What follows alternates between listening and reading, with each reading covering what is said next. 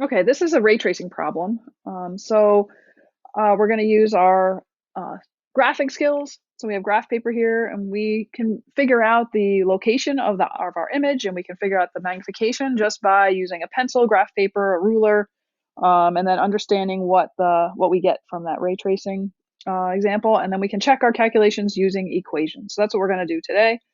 The first thing I'm going to do is just read the problem. The sharp object is located 10 millimeters to the left of my 5 millimeter focal length converging lens. So we know it's converging, so we will add arrows here.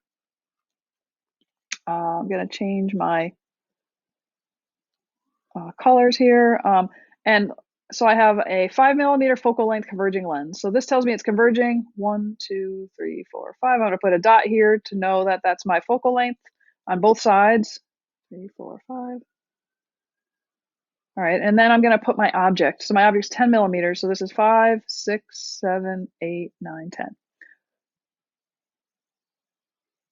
So I'm going to make this pretty tall because I know what the answer is going to be. So I know I can use this much of the graph paper. Okay, so now I'm going to draw my different rays. So let's start with red. So my red, the first one I'm going to do is I'm going to have a ray coming in from infinity. And when a ray comes in from infinity, it goes through the focal length. And it's just straight lines. So let's see if I can eyeball this pretty well. I wish I had a ruler on here, but I don't. Okay, so there's one. So now I'm going to change colors. Let's do purple or pink. So this one, I'm going to do the opposite of this one. So notice I went from infinity, a ray from infinity parallel to the optical axis goes through the focal point. Well, I can do the opposite. I can go through the focal point and then come out parallel to the optical axis. So that's what I'm going to do.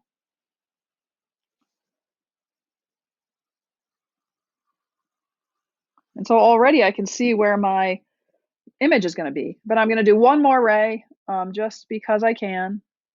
And let's pick green. So I'm going to go here, and this last ray goes unobstructed through, does not do any bending through the center of the lens. So see if I can eyeball that too. Pretty good. That would keep going like that. And so now let's go back to blue here. I'm going to draw my, oops, I'm going to draw my arrow. So let's see if I can erase a little. And my arrow is going to be here.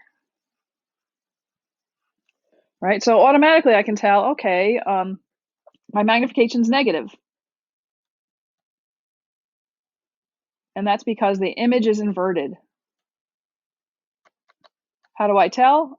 I always determine whether your image is erect or inverted based on my object. So my object is upright here, and here it's upside down, so it's inverted. So that means my magnification is going to be negative.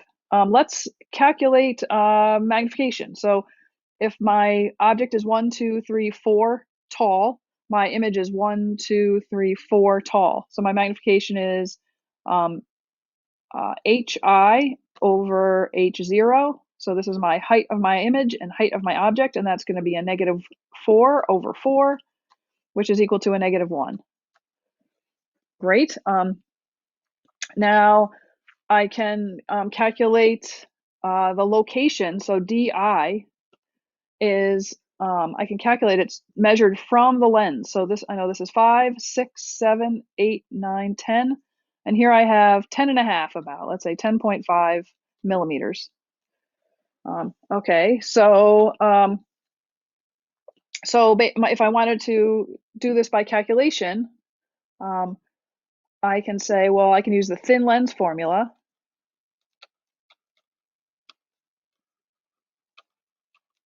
And what that says is 1 over di, my distance from, this is my di, image distance, plus 1 over d0, my object distance from here to here, d0, is equal to 1 over f. And this is f from here to here. right? And so in our case, we have, we know just from the problem, ignore my ray trace here, I know that f is 5, and I know that d0 is 10. So from this equation, I can say 1 over di is equal to, I'm going to bring the d0 over to the other side, so 1 over f minus 1 over d0. And plugging in, I have 1 over 5, that's the focal length, minus 1 over 10. Now I can get a common denominator, which is going to be 10.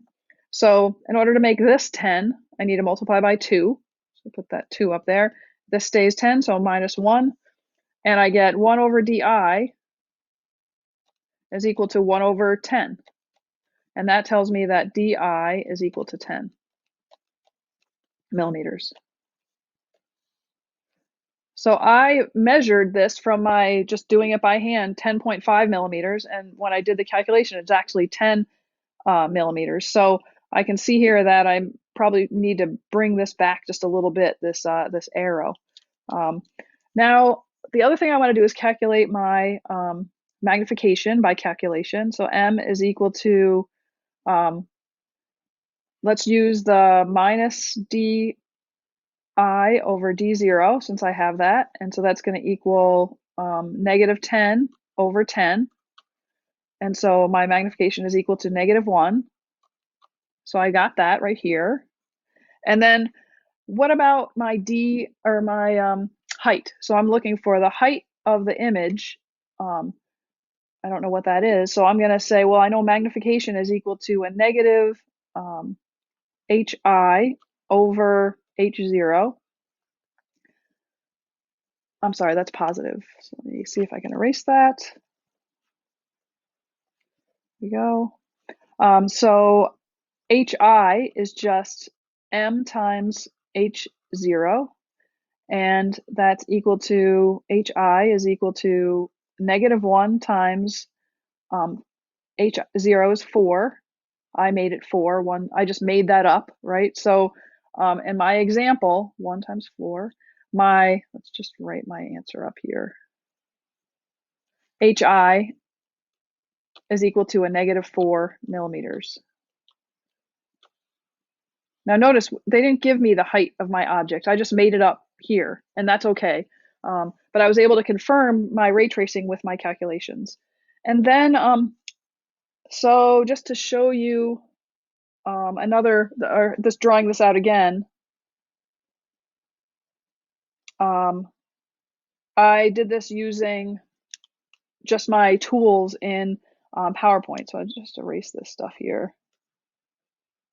It's because I wasn't writing on the.